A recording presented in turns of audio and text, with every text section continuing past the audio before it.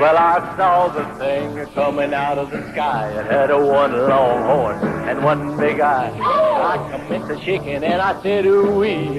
It looked like a purple people eater to me. It was a one-eyed, one-horned, flying purple people eater, one-eyed. This week on Supernatural, Sam gets kidnapped. So Dean goes looking for him, but gets kidnapped. So Sam goes looking for... Whoa. Hold on. I think we've done this before. Hey, Dean. What? I'm busy being kidnapped. I think we've done this before. What?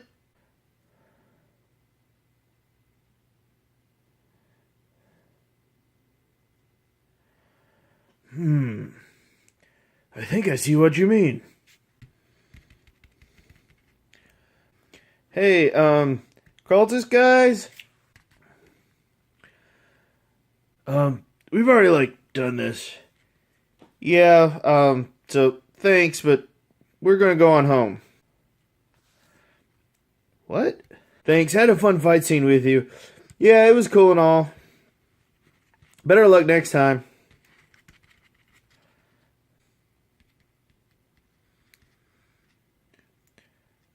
But what about the blonde girl secretly from another realm that wants to destroy the entire world? Yeah, sorry, you're like our fourth one that we've encountered. It's not you, it's us. Yeah, sorry.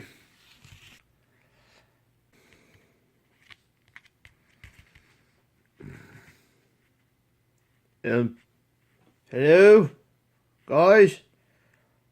It's me, Ketch, and I got Gabriel. Hello? And then he came down to earth and he lit in a tree. I said, Mr. Purple People Eater, don't eat me. Alright. Well, let's go over what I liked. I liked the callback to the boys' old prank war. And yes, I did notice that there were many references to John Carpenter's classic, The Thing, and I appreciate that, because that's a good movie. Then there's the rest of the episode. Let's go over canon stuff first. Okay, I'll admit, when I saw Asmodeus shooting up Archangel Grace, I immediately went to see if this was a Buckner Lemming written episode, because that's just how dumb this is. Turns out, no, this was written by Davey Perez, who I had previously praised as doing one of the best retcons ever in episode 1212, Stuck in the Middle with You. Let me quote myself from the review I wrote of that episode. This is an example of a good retcon. It goes back and answers more questions about the past than it raises. It brings new light and understanding to past events. Using Archangel Grace like a drug, that does not do this. First of all, there's a whole philosophical question about how powerful Angel Grace is. I mean, angels at power can just burn demons to nothingness with a facepalm. So how can a demon even stand to be in the same body with this power and not get burned up? Now, assuming we can set all that aside, or he's a prince of hell, so maybe he has an exception. If that doesn't quite work like this, how come nobody else has done this before?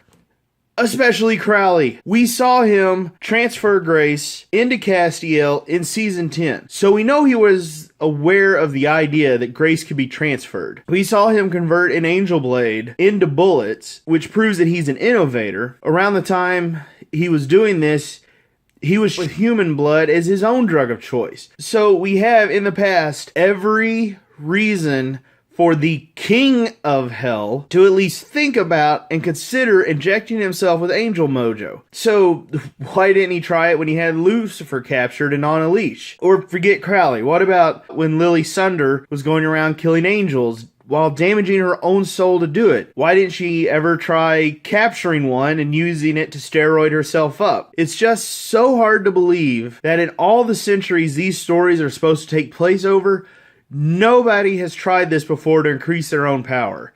I mean, the men of letters... I don't have one of those. Pretend this is a man of letters. The men of letters created an angel-expelling egg and the grace-extracting needle, so why didn't any of them think to try and create more powerful agents for their organization this way? And then on top of all this, what does it really accomplish? Last season they established the Princes of Hell as powerful enough to kill angels with a blow, no matter how much that breaks canon.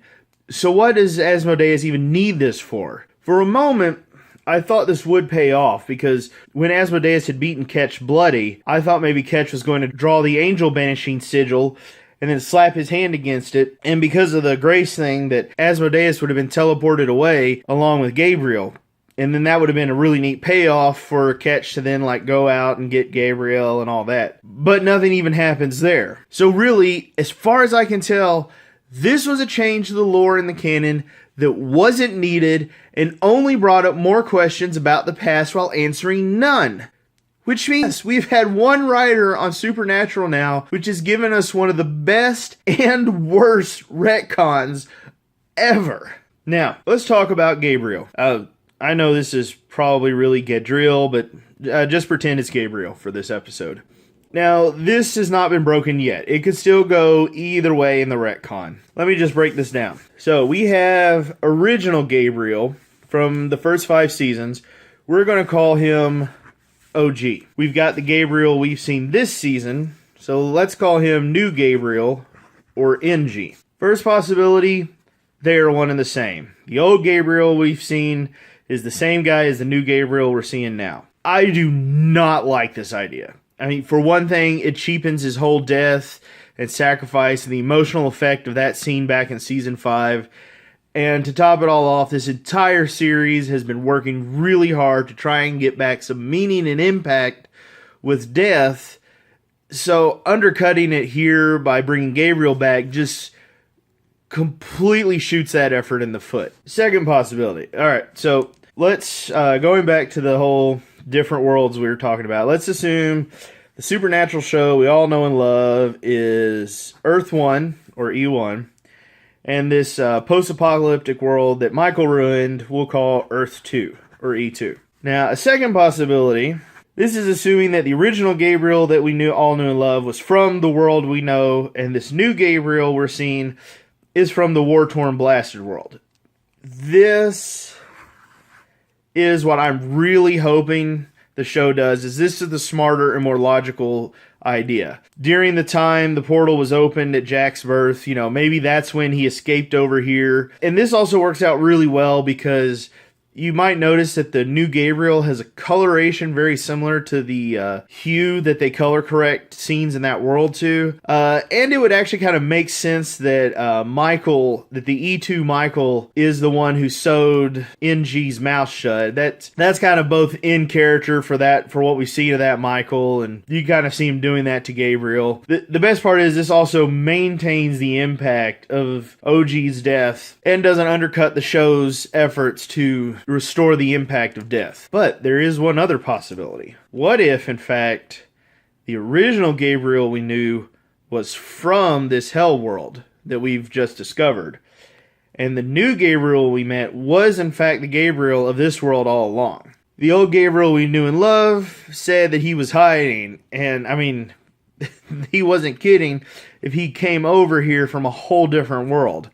This really adds a little bit of meaning of why he's so insistent to the boys on them playing their roles, since he was in a world that dealt with the consequences of them never existing at all. And then there's also the possibility that NG's mouth was sewn shut by OG because he didn't want the original exposing his identity. This is one of those ideas that's, you see it and you immediately think, oh, that's really, really clever. But I'll admit that it opens up a whole lot of weirdness, and I don't think the show really needs it right now. This is just a fun idea I thought I'd share, but still, what I'm really hoping for is this. If the show does this, it will improve this episode just a little bit retroactively.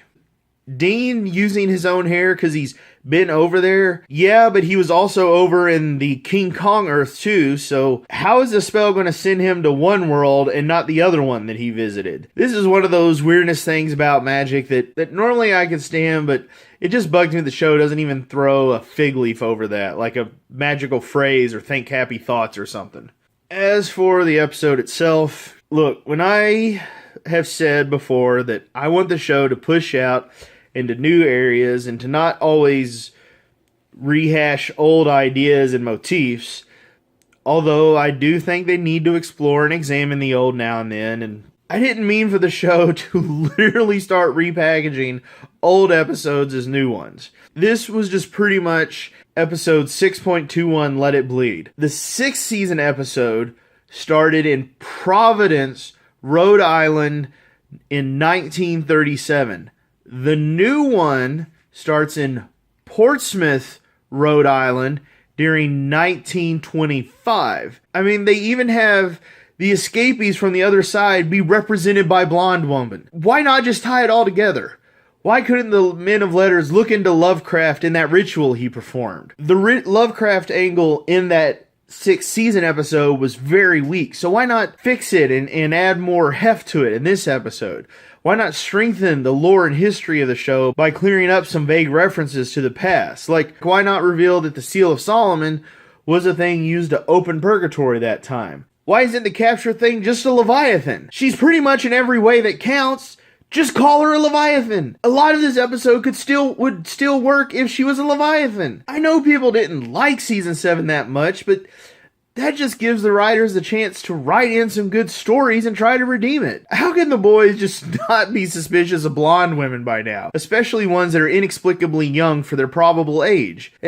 And then of course there's a whole paradox of how these spells need something from the other side, get used for the first time to bring something from that side to the side that needs to perform the spell, but you can leave that a little vague for magic purposes. And then, why do the boys open the portal to E2 in their library? Dean actually makes a decent tactical point that they need to split up, and Sam should stay behind in case something goes wrong and be his backup. Great, but why do they open the door there? I mean, what if Michael jumped through right at that moment? Why not open the portal in one of those bunker lockdown rooms and put like all kinds of wards around it? So in case something comes out from there that they don't want over here, they've got it contained and handled. Or say Asmodeus from this side tries to go there from here. Maybe try to secure the portal a little bit to prevent problems. And why didn't Dean get Cass to come with them? Where is the guy? Why isn't he helping out? I mean, the boys in one scene simultaneously be both like smart and stupid. It must be all the head wounds. This episode is a 2 out of 5. I mean, it avoids being a 1 because we've seen much worse in this series. I knew the episode following Scooby Natural would have a tough hill to climb, but I'm just disappointed it couldn't manage a passing grade. Oh, come on, guys. But then, that's just my opinion. Oh, what a sight to see. And then he swung from the tree and he lit on the ground. He started to rock, really rocking around. A crazy ditty with a swing tune, a singing.